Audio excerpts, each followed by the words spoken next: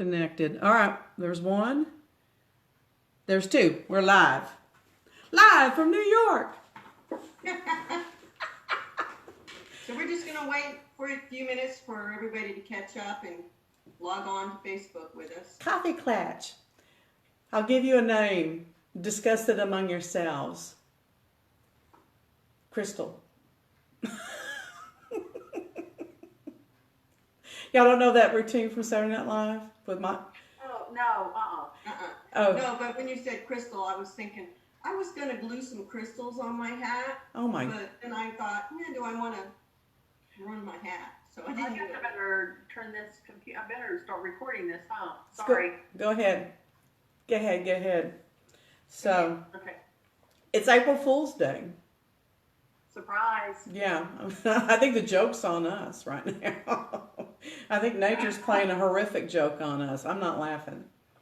So, Deborah, Mm-hmm. you were going to suggest I do something with my hat? Yeah, you can change the look by just putting different scarves around, you know. Oh, I can do that. You know, I've got a hat that has a band on there that's glued on that I don't like the band. And yeah, you can do that. I wouldn't do that. You can, I'm not a hat person. I mean, you look cute. Well, thank you. I don't typically like it. I bought this when we went to Destin, Florida for vacation, just to kind of cover my face so I don't get sunburned. That's a good hat, though. That's a nice one. I like the one you have, Elizabeth. I think that's just darling. Yeah. Thank you. Well, like I said, it's my mom's. It's got pearls on it, obviously. And I think we need And I don't know the story. I know she told me, and I'm sure I just didn't pay attention. But I know there's a story behind it. And I think there's a picture of her somewhere with this on, but I don't know the story. So, Well, I think we should get another opinion. So let's ask my friend.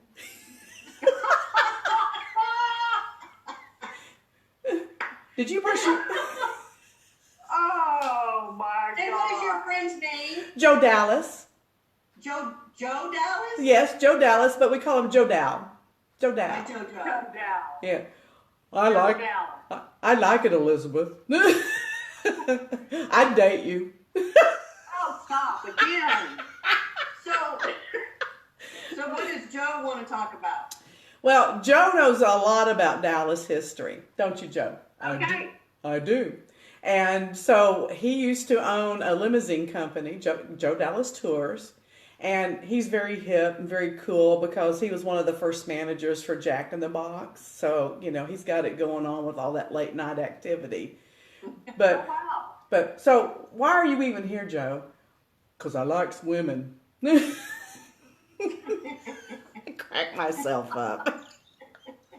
This is why I'm not on the stage. This is why I'm not a comedian. I crack myself up and I can't even get through. Well, sometimes you just can't help it. Sometimes it just is what it is. So, isn't he adorable though? I love the eyes, the X's for the eyes. That's really good. And he's got a tail. That Aw. reminds me, I saw a post from a niece earlier on my husband's side of the family. Her daughter, she has 3 daughters. She opened the refrigerator this morning. I think it was this morning. And everything in the refrigerator had those it looked like felt eyes put on everything. The refrigerator was looking back at them. Oh, I love it. That's brilliant. I love that. So, yeah. Somebody's going around putting signs in the refrigerator that says, "You're really not hungry. Shut the door." Yeah, I posted that. Without the F word. Yeah. Yeah. That has such impact. Let's talk about this F word for a minute, okay? I don't understand why that's a negative word. I mean, think about it. Well, it's What really do not. tell me, Joe, what do most people want more of? They want more sex, Deborah. They do. They want more sex. If they're in a relationship, they want more sex. If they're not in a relationship, they want more sex. So why is that F word such a negative word? It should be like a salutation. Go F yourself. Have a great day. Well, I think it's just where we are right now. There were a lot of words. If you go back and look at the history of words, there are so many words we use today that were a no back in the day. Which day? So I think it's just this where our culture is right now. But quite frankly, I don't think there's so many of us that use that now that I eventually think it's just going to be like part of the norm. Especially, well, it is in Europe. I mean, that's basically a major word. But Well, bloody hell, that bloody over in England is the same as F here, yeah, and yeah, nobody blinks twice when they hear the word bloody hell. yeah, We put the emphasis on that word and what it means.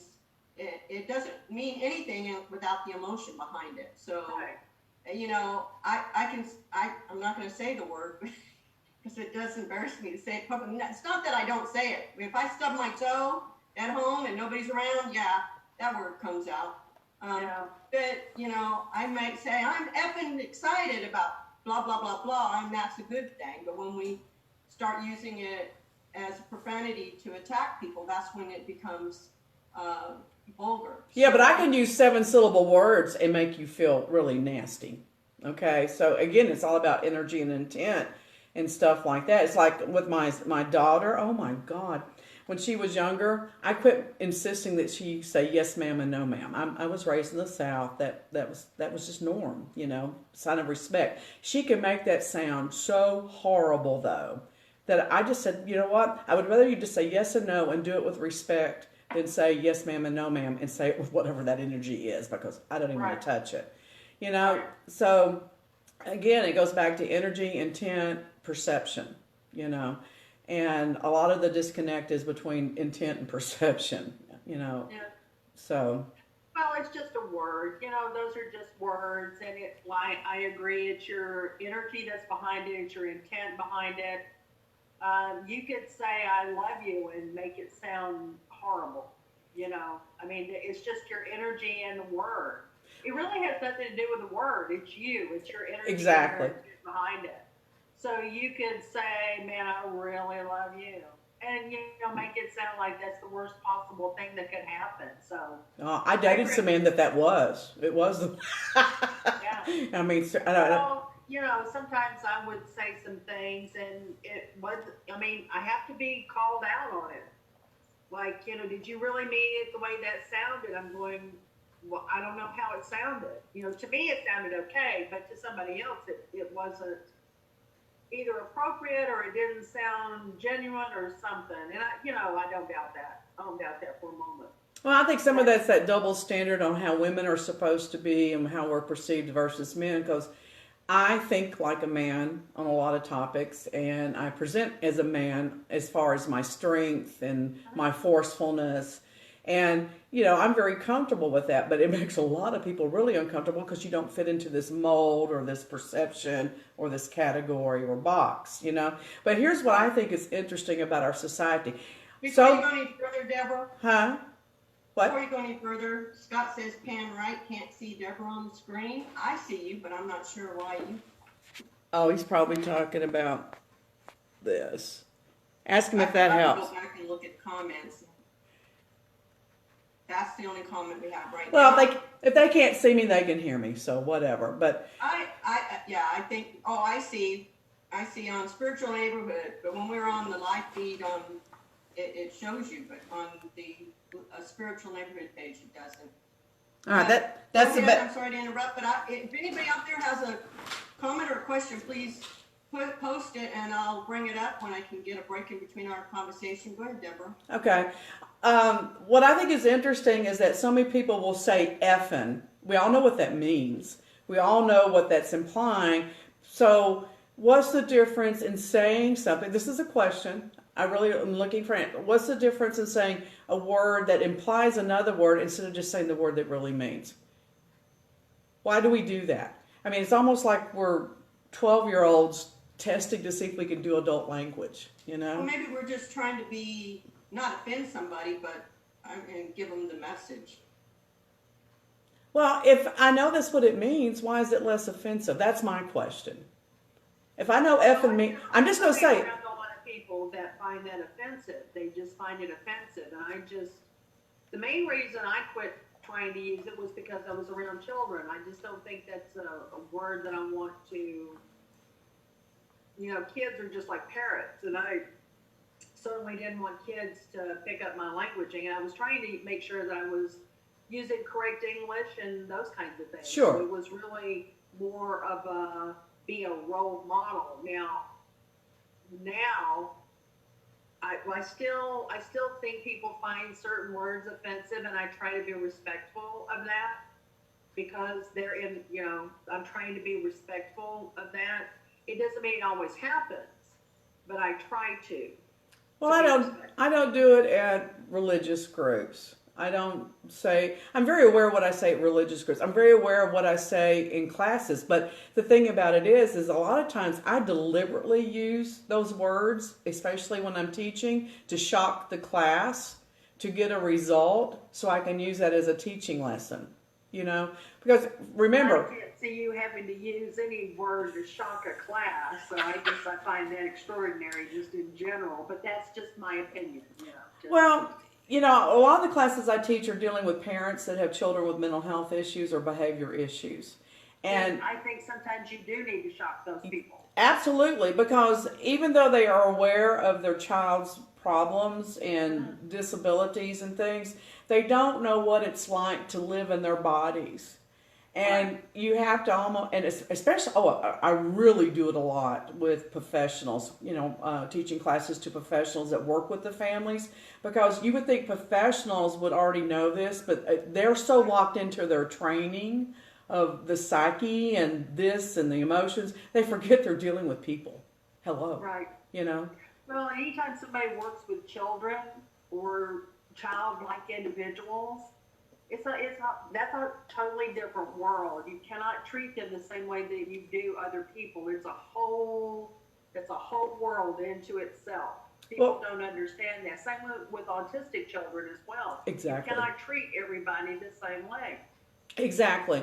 And it's all about their filtering system. And if you take it and put it that this is not a deficiency, this is a filtering system, it changes your whole perspective, number one. And also, is that child, like, if that child were to scream, fuck you, okay? Are they disrespecting you, or have they reached a saturation point of where they're at their limit of options and they're just trying to get you to pay attention to their pain? And those are the kind of things that we talk about in the classes and stuff like that. So I think I probably hammer language way more than the average person wants to hear, but languaging is good, and listening to your language is also good because it also gives you information about yourself. It tells you really quickly how you get your information, how do you perceive the info that comes in. When I hear people, I say two things. One of the first things is I see what you're saying. I see it. I get it. That's because I get things from the third eye. The other one is I hear what you're saying. I hear it. Yeah, well, I hear what you're saying. I get it. And that's going with the audible. So I'm a visual and I'm also audible. So those are the two things for me that I use the most. And you can tell what people are doing or saying or how they get their info strictly from their languaging. A lot of people go, oh, I felt that so strongly. Didn't you feel that? And a lot of people go, no, but I hear what you're saying, but no, I don't feel that. So there's a lot in languaging that I think people can, if they'll just pay attention to it, they can utilize that to a better way, which is really what we need to be doing anyway. We need to be changing our language to something positive. It's not that we're quarantined and we have to stay at home. We're safe at home. That's a totally different image to me. I am safe at home. I'm not quarantined. I am safe at home. That's called reframing. To be venturing out. That is called reframing, and that is a wonderful NLP strategy that you brought up. And the way that you're talking about communication is NLP, straight out of the book. So, your visual and auditory, Gail is straight across the board kinesthetic. So if I want to connect with Gail, I'm like, I feel you. I can see that they feel this strongly because I'm visual first, and then I'm kinesthetic, which I think is why we're all three such a good mishmash because we overlap each other that way. Yeah, But we all get different info. reframing, it's really interesting about why reframing is such a strong tool, though, because there is a scientific basis for this. Reframing is actually weightlifting for the brain, because it's not about solving the problem, it's about seeing it from a different perspective. And when you do that, you make the left and right brain integrate more, and it actually builds more of those little connectors in the brain. Can y'all see that? Little neurons and stuff. And the more of those that you have, the smarter you get, the quicker you think, and the better you are at problem solving. So it's like, for instance, if I had a parent say, I'm really upset because my daughter doesn't talk to me, the reframe would be, but it's so nice and quiet in your house.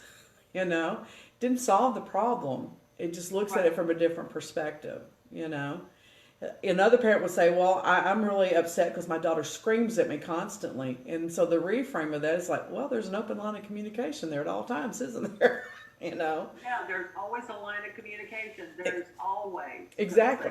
Exactly. And that's one of the things that people can do now, you know, is reframe how their situation is. It is, like I said, I'm changing the way I'm thinking about this. I am not quarantined. I'm not on lockdown.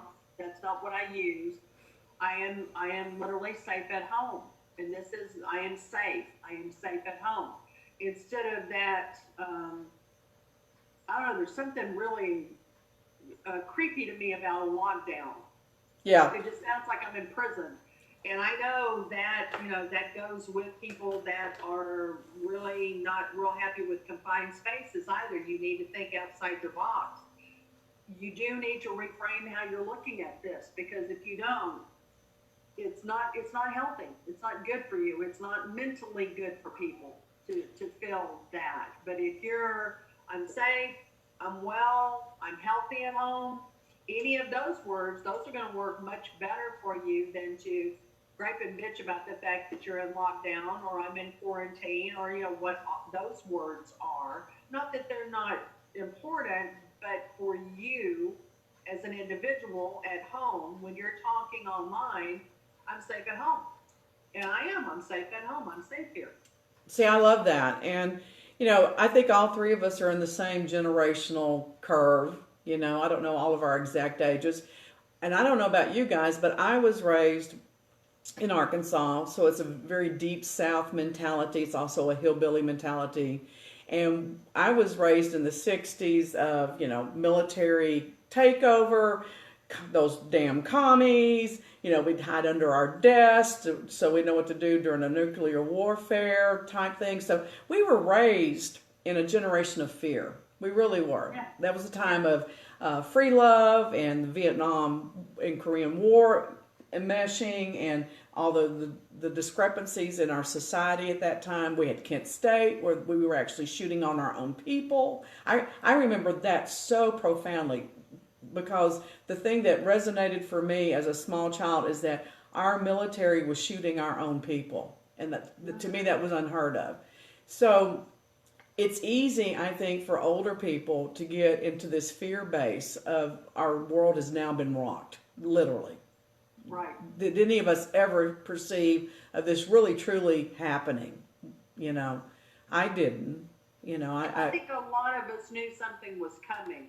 There were too many. Yeah, not this though. There were too many of us that knew something major was coming. Although I have to admit, I didn't, like I said, and I've said this before, I thought it was strictly going to be in the U.S. I had no idea it was going to be global until much later after we, you know, got the information and stuff. But not on this scale and not on this level. But Yeah. I knew, like I said, along with other people, we knew something was happening or going to happen, and it was going to literally rock everything, but not to this magnitude and not to this scale. No, I felt like it would be global. I felt like it would be a 4 to 6 week period, but I did not perceive of this much illness and this much death that we're seeing.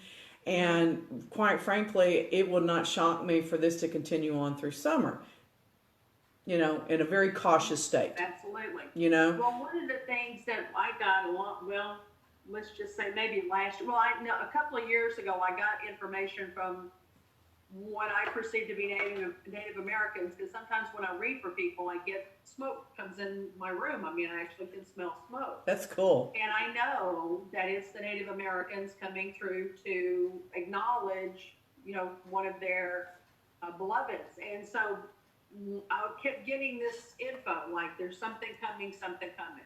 And then one day I actually heard, swear to God, I actually heard death anger. Death, Wow. anger, A-N-G-E-R. And I thought, I have no idea what that means, but they're telling me it's coming. It's death, anger, it's coming. Well, again, I thought it was strictly for the U.S. because it was just here. That's all I could perceive is the land needs to go back to the originals. The land needs to be respected. We need to be more respectful of Mother Earth. So I really just narrowed it down. It's got to be here in the U.S. Well, then after watching a lot of the stuff on Facebook in the beginning, when they were talking about now people are actually dying and they cannot have their loved ones with them, and the anger that the children, the spouses, the relatives are feeling because they can't be there with those individuals, then it kind of resonated with me that that's what we did through the white man, through taking the Native American children away from their parents, and then the parents were abused or gotten rid of, or those kinds of things. So it's kind of like that anger, that madness, that craziness, the diseases that we brought upon Native Americans and those kinds of things. It's almost like a global washing away, because no one is safe from this. No one, I mean, it doesn't care. It will go after who it needs to go after. So it feels like a global cleansing to me, but it had to be of such a magnitude and so powerful that all of us would have to go, whoa, this is big, this is major. So when I have a client or something and we talk about this death anger realization has only come to me in the last couple of days. I mean, it was like, boom, I was talking to a client, I go, now I get it. I totally get it. And they're stuck. They're stuck in Mexico. They can't get home. So I get that. They have parents here. They want to be with their parents because they're fearful that something will happen to them and they won't get home. I don't blame them. I mean, I really don't. That's a frightening thought to me. Yeah, to be separated from your loved ones when you need them the most, and then they need you the most. And it's not just those that are affected by the virus. I have a friend who's in hospice. I know other people who are pregnant and having their babies by themselves. Their husbands can't be with them. Yeah. And so there's a lot of different aspects to this thing and looking at it. And one of the things, Kimberly, I'm not sure if I'm going to pronounce your name right, Kimberly Norton Baglio. Oh, that's my friend Kim from high school. We used to hitchhike in high school. Yeah. She wants to know why we're not talking about the people recovering from the virus. And we just haven't gotten there yet, Kim. What? I just said we haven't got there yet. We don't have that much time either. And in one of the things, everybody before this virus, we were complaining we didn't have time to do this, we didn't have time to do that. I touched on my book yesterday, and so finding out, we're not actually doing those things that we said we wanted more time with our family, we wanted more time to cook, we wanted more time to do this and that. We got it, and now we're just complaining about being stuck at home. So. Let me say this real quick, though. I think a lot of people have had the virus, didn't know they had it, and that they have recovered. And I don't think we'll ever know the true numbers of that. I really, really don't. And so I'm not fearful about the virus, personally. I'm going to be very blunt. I do take extra precautions, though, because my thought process is if I were somehow to get contaminated and expose my mother to that, that would be on me. And so I take cautions that I wouldn't normally take for my own protection to protect my mother. Because while I have a deep confidence and a deep belief and deep faith of protection on many levels. At the same time, I don't taunt fate, for lack of a better phrase. But Elizabeth, we're going to have to stop. But one of the things I would like to suggest we talk about tomorrow, if y'all are interested, you brought up something that made me think. So you're talking about the anger, and that sounds like karma, my understanding of karma. Okay? What's the difference in karma and from a metaphysical standpoint and the Christians that, and I'm not one of these that says this, but there are Christians out there saying this is God resetting things. What's the difference? Is there a difference? Is there an overlap? Does it come from a different perspective? I think this might be something. I don't see God having any influence on things at all. I think, and this is strictly my opinion, I believe there is a higher power. If you want to call this energy God, then I say yes, absolutely. Call that energy whatever is most comfortable to you. And I believe this energy says, I love you no matter what. I love you no matter what you do, what you say, think, or whatever, because I have created you with a brain to think, create, manifest, those kinds of things. It's the same way as I believe there was an actual individual named Jesus. I believe Jesus came and said, look, you can do as I do. Believe, create, manifest. Love people, understand we're all unique and the reasons why everybody is unique. Now, karma, to me, just my opinion, is one of those where I really do believe if you do really good deeds, you will get it back tenfold. If you do something from the heart to people and you do it from here, then it's going to come back to you tenfold. And it may be totally different than what you expect. It may not be money, it could be health, it could be more friends, it could be more opportunities.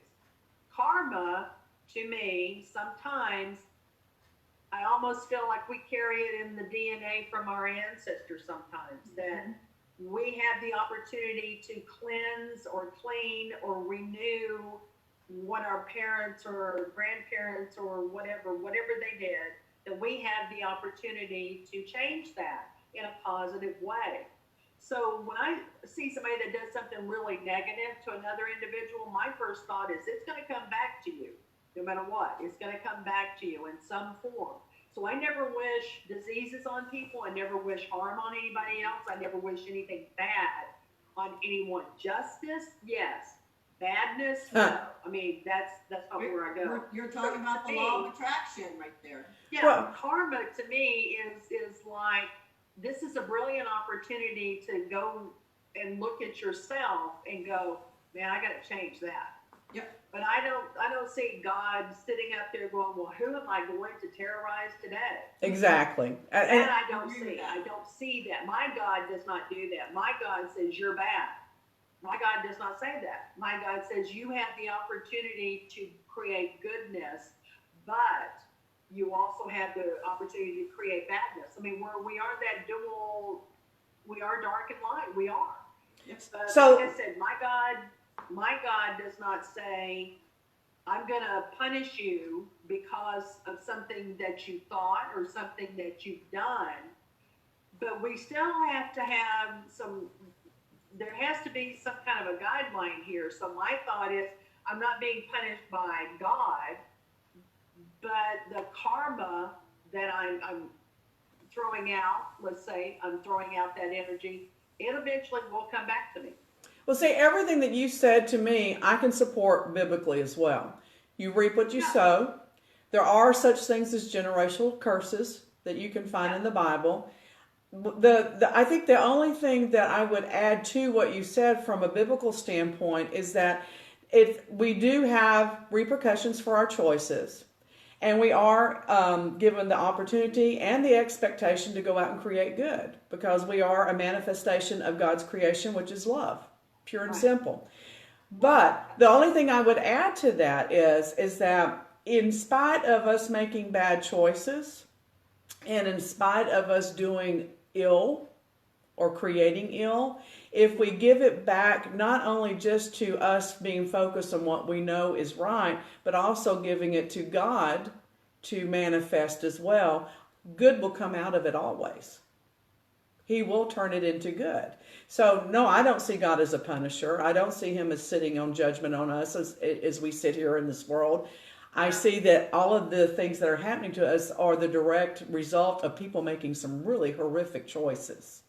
Some people need to make those choices so that they can have it show up. And right now, a majority of people are really uncomfortable because they're stuck at home. Well, you're not stuck at home. You're being given a gift to look at yourself and go, now, what would I change in me? Why am I uncomfortable with me? Why am I not comfortable being by myself? There's got to be something there. There has to be an element of truth here as to why would you be uncomfortable by yourself. But you are also given the opportunity to learn a new language. You can take classes online. You have the opportunity to stretch, grow, and become a better individual than you are right now. Even if it's just making those awesome masks for those desperate nurses and doctors who need them. There you go. There you go. It's given people the opportunity to show their creativity as well. And I'm a big proponent of creativity. The more we're sitting here, there you go. That's it. I got my mother doing those. Something positive. There's got to be. We're seeing people who are feeding these doctors and nurses. I'm kind of the belief system that all truckers should eat for free. I don't think they have to pay for a meal. Absolutely.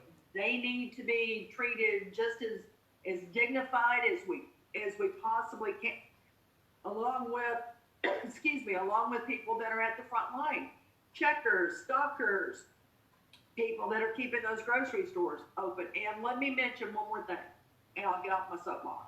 I like it. Please, if you can, do not go shopping until after the 3rd. Yes. Tell them why. Because WIC is in place. Tell them what WIC is. Some people don't know what WIC is. Tell them what it is. I don't know what the wording is. Well, I don't either. But it's basically the program that helps indigent mothers and mothers that are struggling, sometimes men, but mainly mothers, taking care of their children. They get a special program that helps them to buy certain foods to help feed their children. Right. And if those shelves are not stocked when they get their money between the 1st and the 3rd, then they cannot buy for those babies. That's right.